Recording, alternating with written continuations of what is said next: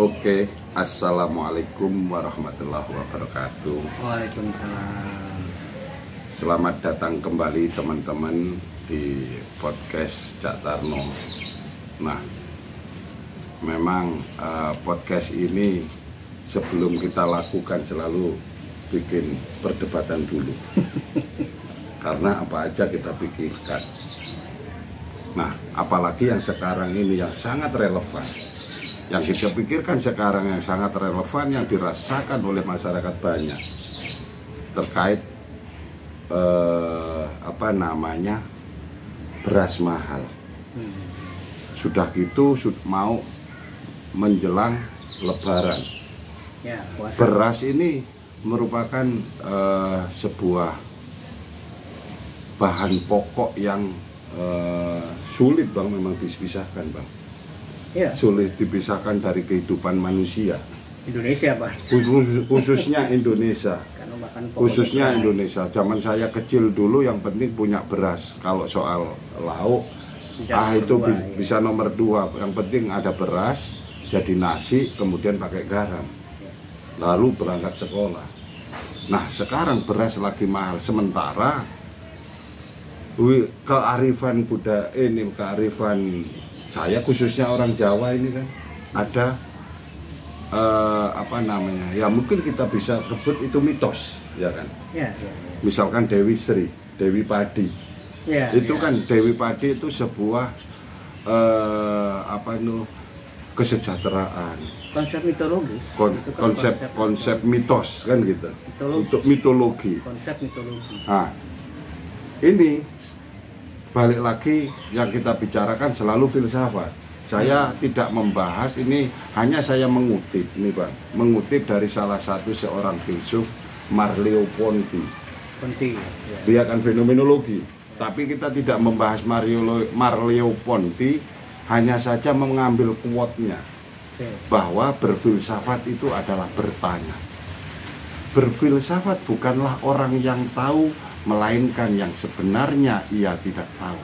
Tetapi dengan filsafat bagaimana kita mencari tahu, termasuk bagaimana sih mitos itu dari misalkan secara pra-Sokrates itu. Iya. Nanti lalu kita kaitkan dengan ini. Ya, bagus tuh introduction-nya kan. Tapi saya nggak tahu ya persis budaya Jawa yang saat ini ya. Apakah mereka masih hidup dalam bayangan tadi mitos Dewi Sri yang akhirnya dikaitkan dengan tanaman padi ya, dengan tanaman padi, atau itu sudah tergerus oleh zaman, saya nggak tahu ya persisnya, tapi bahwa itu ada. Nah, tadi kaitannya dengan filsafat pra-Sokrates. Itulah awal dari bagaimana orang-orang bijak atau orang-orang pemikir di Yunani itu memulai namanya proses penalaran rasio. Artinya bukan mereka tidak percaya, mereka bahkan hidup tuh sebagian besar dengan mitos ya. Gitu. Jadi setiap hal yang ada di alam yang mereka amati itu selalu dikemas akhirnya menjadi sebuah narasi atau cerita yang akhirnya memunculkan tokoh-tokoh mitologisnya, kan gitu. Nah, kemudian muncullah orang-orang yang menganggap bahwa mitos ini bukan penjelasan yang sempurna. Mitos ini hanya menjelaskan sebagian hal yang kita lihat dari alam. Kayak tadi kan, bukan berarti mereka nyalahin mitos, enggak juga. Iya. Tapi mereka penasaran bahwa di balik mitos ini sebenarnya ada satu penjelasan lain yang itu bisa disusun dengan penalaran. Nah, itulah akhirnya mereka mengembangkan namanya filsafat alam yang mencoba lepas dari penjelasan mitologis dan gitu. Kayak kalau di Yunani kayak petir gitu kan, itu dianggap sebagai lemparan dari tombaknya dewa Zeus umpamanya. Ya. Mereka bukan tidak percaya itu. Mereka menganggap oke bagi masyarakat untuk melihat peristiwa petir itu sebagai lemparan tombak dewa Zeus, tidak masalah. Hanya mereka yakin bahwa ini sebenarnya ada hal lain di luar penjelasan mitos itu. Nah, terkait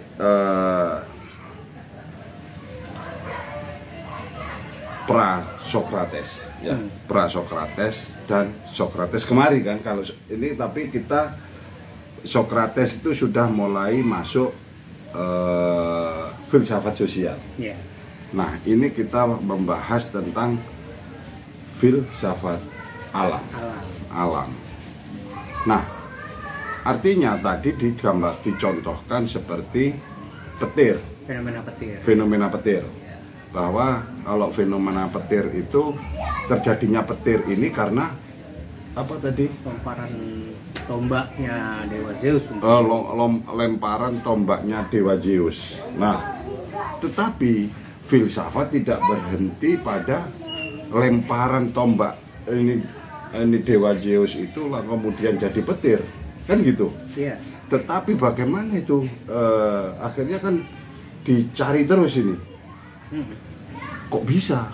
Oh, nggak bisa, nggak mungkin. Kan selalu bertanya-tanya begitu, namanya filsafat kan gitu. Nah, itu seperti apa, Bang? Kalau misalkan kita kaitkan dengan tadi Dewi Sri yang diyakini oleh terutama petani di Jawa ini kan gitu. Ya. Nah, itu kan tadi ya, artinya ada beberapa orang yang menganggap bahwa filsafat itu muncul karena melawan mitos. Kalau saya sih melihat sejarah filsafat alam tadi, pra-Sokrates tadi, enggak, sebenarnya mereka cenderung menganggap itu penjelasan lain gitu loh. Dan mereka mencoba mencari penjelasan lewat penalarannya sendiri. Kan gitu. Dia mencoba menalar dari awal. Seperti apa sih gitu kan. Yang mereka lihat bahwa kayak tadi umpamanya ibaratnya kalau filsuf-filsuf Yunani itu lahir di Indonesia, mereka mendengar mitos tentang Dewi Sri, bukan mereka akhirnya membantah itu, nggak perlu bagi mereka. Tapi mereka mencoba mencari penalaran kan tentang umpamanya tanaman padi. Kan padi sebagai bahan pangan, mungkin larinya nanti ke ekonomi, mungkin larinya ke dunia pertanian, mungkin lari kemana lagi, soal kesuburan tanah segala macam, ilmu geologi. Yang mereka akhirnya lebih akhirnya mengembangkan, akhirnya itu nanti menjadi cabang-cabang dari sains, geologi, ekologi, geologi, ilmu tanah segala macam. Itu kan akhirnya melahirkan sains. Nah, itulah yang dimulai oleh mereka dengan tadi mengesampingkan penjelasan tentang mitos dan mencoba menariknya ke level penalaran kan. Sampai sekarang pun Bang, kebudayaan itu tradisi itu di masyarakat itu masih mempercayai itu. Jadi masih mempercayai itu. Tetapi sementara di dalam praktiknya sendiri kan gitu, dia percaya dengan Dewi Sri tadi. Kemudian digambarkan, misalkan ada pepatah dalam Jawa itu gemah ripah loh jinawi kan gitu. Jadi artinya ini Indonesia itu sangat subur, sangat makmur, sangat ini kan gitu. Tetapi secara kehidupan sosial kehidupan ekonominya ini masih banyak sekali kita temukan. Ya contoh sekarang beras lagi mahal kayak begini. Petani pun juga sudah sangat mengeluh ya. Kalau pas lagi nanam katanya pupuknya itu dibatasin. Terus sudah gitu langka, terus sudah gitu mahal. Nah, kemudian dari hasil bajak sawah ini kebutuhan dibuat bajak sawah sama pupuk ini dengan hasil panennya kadang nggak seimbang kan gitu. Nah, tetapi dari satu ini kan ini apa nggak kira-kira ini hanya mimpi aja itu orang-orang ini Dewi Sri itu? Enggak, gini penalaran mitos itu akan mengatakan begini, kalau terjadi panen ini bagus, berarti Dewi Sri hatinya senang. Oke. Kalau terjadi masalah di sini, berarti ada sesuatu yang membuat Dewi Sri tidak senang. Kira-kira gitu tuh. Apa namanya cara penalarannya ya, mitologi itu kan gitu. Nah, mereka akhirnya kan bicara mungkin masalah kutukan. Mereka akan bicara soal hal-hal yang membuat marah tokoh mitologis ini kan gitu. Yang itu sebenarnya juga ada penalaran sosial juga sebenarnya. Cuman kan dia tidak membahasakan itu sebagai penalaran sosial toh. Kan gitu. Nah, tapi kan sementara begini. Oke lah. Kalau bedanya kalau tadi penalaran yang rasional, penalaran rasio itu kan bicaranya nanti kan ternyata tanah di Jawa itu sudah karena berulang-ulang berpuluh tahun menggunakan pupuk buatan, akhirnya tingkat kesuburan tanahnya menjadi sangat turun. Nah, kan beda tuh penjelasannya tuh, cara penjelasannya. Yang ini ilmiah pada akhirnya, yang ini itu kebudayaan. Kan gitu. Kegagalan panen dijelaskan sebagai suatu reaksi ketidaksenangan dari lewat hukum alam kan gitu. Rasa tidak senang dari seorang tokoh yang bernama Dewi Sri. Sementara yang di sini mencarinya di level empirical, empiris. Oh iya, ini tanahnya ini sudah berpuluh tahun menggunakan pupuk buatan, akhirnya dia kesuburan turun atau ada keseimbangan alam terganggu, akhirnya warangnya banyak atau hamanya banyak, macam-macam. Tapi itu semua adalah penjelasan penalaran rasional. Beda dengan penalaran mitologis tadi. Terkadang juga bisa begini ya. Terkadang bisa juga begini. Sekarang ya kayak seusia saya ini kan sudah kategorinya modern, Bang. Cara berpikirnya. Ya kan gitu. Masa iya sih selalu mempertanyakan soal mitos yang dibangun kan gitu oleh masyarakat setempat. Ya enggak? Nah, tetapi kan kadang-kadang begini. Masyarakat karena melihat kok bisa itu kamu kan kemarin dapat berapa ton, sama sih sama yang tahun kemarin kan gitu. Cuman yang sekarang ini tengkulak ini rese, atau kadang-kadang gini, kalau pas lagi panen stok yang ada di Bulog itu dikeluarkan dengan harga yang sangat murah sehingga ngerusak ini petani. Nah itu seperti itu bagaimana ini? Itu udah penjelasan rasional. Larinya kan ke masalah ekonomi. Ekonomi itu rasional. Artinya bahwa tapi kalau orang yang menambahkan penjelasan mitologi di situ, kamu tunggu aja ntar Dewi Sri akan murka kepada kamu kan kamu main-mainin beras. Murka kepada siapa ini? Kepada orang yang berbuat itu. Bukan pada petaninya berarti. Bukan lah. Oh, iya. Oke. Jadi padahal sebenarnya kalau kita yang menganut agama Islam kan tahu bahwa itu sebenarnya adalah kemurkaan Tuhan kan? Kalau ada dibungkus dengan sebuah cerita yang namanya Dewi Sri. Ada istilah begini berarti kalau nanti kamu sudah kekenyangan paling kamu dipanggil KPK. Ya kan gitu. Bisa begitu kan ya. Jadi kutuk atau apalah gitu nanti mereka akan mengalami. Bisa itu. Juga nanti masyarakat itu sendiri yang atau bisa juga dengan ini karena itu sudah kebangetan, bahasanya kebangetan. Bisa juga masyarakat itu sendiri yang akan melawan kan gitu. Itu lain lagi itu. Begitu pas lagi ini ya sudah salah kamu kok kan gitu kan. Kalau penjelasan mitologi kan kembali ke tulah kutuk karma kan. Bahwa ini kan mereka akhirnya membuat yang namanya padi ini barang suci kan. Nah itu kira-kira tuh kenapa penalarannya menjadi seperti itu. Iya. Ini nggak boleh dimain-mainin. Tapi kan ketika ada orang mainin ya udah lo. Bahkan ini loh Bang, kalau misalkan saya waktu kecil itu kata ibu saya itu kan ditaruh di gentong ya disebut pandaringan. Ingat gak? Jadi gentong itu terbuat dari tanah. dia buat dari tanah itu dibuat nyimpen beras, harus ditutup. Nah, sampai ibu saya itu jangan sampai beras ini habis sama sekali, nggak menyisa di situ, kosong blok. Tetap harus diisi walaupun sedikit, kan gitu, supaya dia Dewi Serinya tidak pergi, kan gitu. Itu salah satu contoh penalaran mitologis. Apa itu salah? Enggak juga, itu kebudayaan, kan gitu. Dia penjelasannya akan ketemu di kebudayaan. Nah, sekarang ini baru kosong, nunggu nanti beras ini ada istilah raskin. Apa namanya sekarang ini, Bang? Bansos. Nah, ini kalau misal menurut sampean ini bansos ini pendapat sampean sendiri seperti apa itu, Bang? Bagus apa enggak, Bang? Ya. Maksud saya gini. Bansos itu perlu diadakan oleh pemerintah atau pemerintah ini menekan harga supaya murah. Nah, kan gitu, beda kan ini.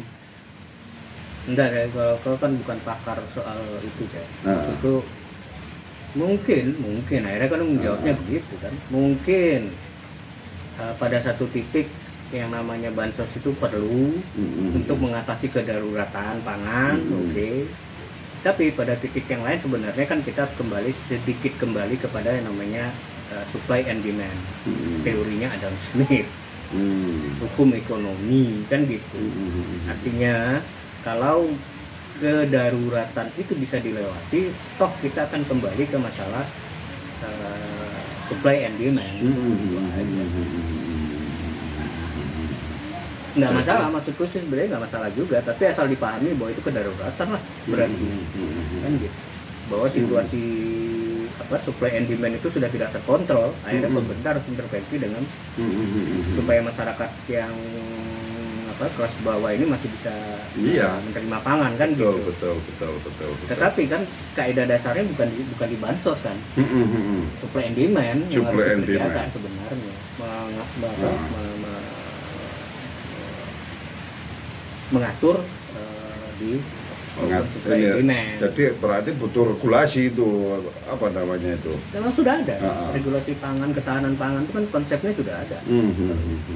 Hanya kan di dalam praktik memang terjadi kebocoran dalam sistem atau jadi atau penyimpangan dalam sistem. Itu kan kayak kita bicara yang kemarin, ada agensi kan di situ, struktur dan agensi. Jadi menarik sekali ya. Jadi itu ya, ke pergeseran dari filsafat alam, kemudian tadi terus bergeser ke relevansinya dengan permasalahan saat ini. Jadi lebih ke inian sosial. Dari filsafat alam tadi bagaimana mitos, kan gitu. Mitos itu juga akan menjadi spirit bagi manusia itu sendiri. Nah, kebudayaan itu menjadi spirit. Terus kemudian di sisi lain ketika ini jadi tafsir sosial, kan gitu, ini juga menjadi kecemasan. Ketika itu tadi loh, kan tadi bahwa apa yang dirintis oleh filsuf-filsuf pra-Sokrates itulah sebenarnya yang pada akhirnya pada zaman kita itu melahirkan yang namanya ilmu pengetahuan, sains dan teknologi. Mereka yang berjasa besar di situ. Iya.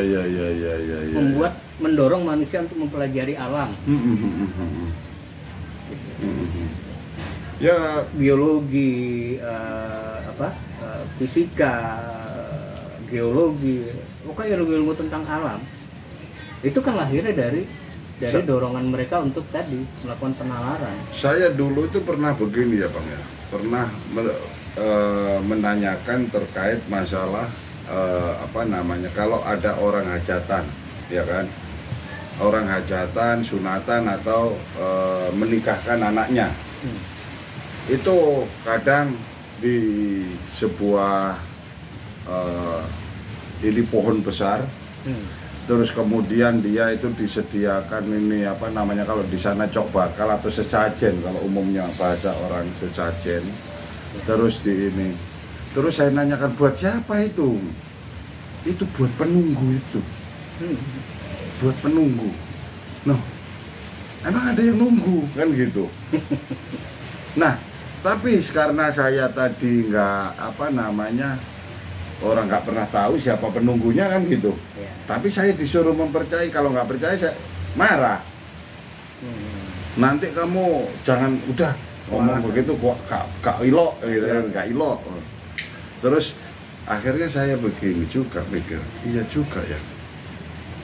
Ini bagaimana orang memitoskan sesuatu kan gitu, yaitu pohon yang bahkan satu kampung itu kalau ada hajatan, dia selalu membawa sesajen ke situ, ada telur, ada beras kuning, ada kopi, ada dan lain-lain. Nah itu tapi saya punya perspektif yang ya tetap positif ya ini. Oh, ini mungkin cara orang dulu itu membangun sebuah mitos supaya apa? Karena manusia ini kan mempunyai sifat yang serakah. Iya. Kalau nanti ditebang, akar air yang keluar dari situ itu bisa kering. Sementara sebenarnya kan lebih jauh ya. Mitos seperti itu mengajarkan kita untuk hormat kepada alam. Yang itu hilang oleh tadi penalaran teknologis tadi. Orang kan begitu dia bisa menghitung soal hutan segala macam, mereka tebang-tebang aja gitu. Nah, berarti sampai agak ada percaya dengan konsepnya Hindu dong kalau gitu, Bang. Trihita Karana itu loh. Ya enggak masalah. Alam, masalah. Manusia dan tadi bahwa Tuhan, bahwa mitos itu melahirkan kebudayaan dan penalaran rasional itu melahirkan teknologi. Nah ini kan nggak terjadi nih di masyarakat masyarakat misalkan milenial ini. Masyarakat milenial ini menurut saya perlu memahami yang seperti ini nih, Bang, supaya keberlanjutan hidup manusia dengan alam kan gitu, supaya bisa kita bisa bijaksana kan gitu. Iya kan harus akhirnya. Kan itu juga yang banyak kritik sekarang itu kan sampai ada gerakan yang namanya New Age itu menganggap bahwa bumi itu sendiri makhluk hidup. Menarik sekali. Itu pakai mitos kan, pakai buah mitos sebenarnya. Gaia itu, mereka kan sebut ibu bumi itu kan namanya Gaia kalau yang dari Yunani itu sebenarnya yang ngambil dari Yunani. Tapi dalam rangka apa? Dalam rangka supaya manusia hati-hati terhadap ketika melakukan eksploitasi terhadap alam. Lumayan. Atau itu juga mengimbangi lagi soal teknologi tadi, soal penalaran logis yang melahirkan eksploitasi tadi. Makanya benar aku bilang kan bahwa di awal sebenarnya mereka tidak bermaksud meruntuhkan mitos. Iya. Tapi mencoba membangun penalaran baru yang akhirnya nanti melahirkan teknologi dan ilmu pengetahuan. Kita walaupun kita membaca filsafat modern, baca Socrates, baca ini, kita juga mesti berterima kasih ya dengan pra-Socrates itu ya, Bang ya. Loh iya, karena kita harus yang mengawali untuk orang empirik terhadap alam. Iya. Tapi ada ekses tadi kan ketika teknologi digunakan secara berlebihan untuk mengeksploitasi. Nah, di situ malah bekerja mitos untuk mengendalikan lagi. Iya. Kalau eksploitasi ini alam ini terlalu berlebihan, nanti ngamuk ini. Kan gitu. Sudah terjadi. Akhirnya longsor kemana-mana, pemanasan global, polusi di mana-mana. Sementara itu juga mempengaruhi kehidupan kita sebagai manusia. Nah, teman-teman, bicara ozon, bicara emisi segala macam itu kan sebenarnya itu. Ini emang kadang-kadang obrolan kita ini kemana-mana, tetapi lu percaya ini pasti ini banyak bermanfaatnya dan tetap kita harus membaca teman-teman ya untuk dapat berpikir ke depan bagaimana kita dapat ini memelihara alam ini kan. Kita punya kesadaran itu. Nah, saya kira cukup sampai di sini podcast kali ini. Sampai jumpa lagi. Sampai jumpa lagi. Salam literasi. Salam.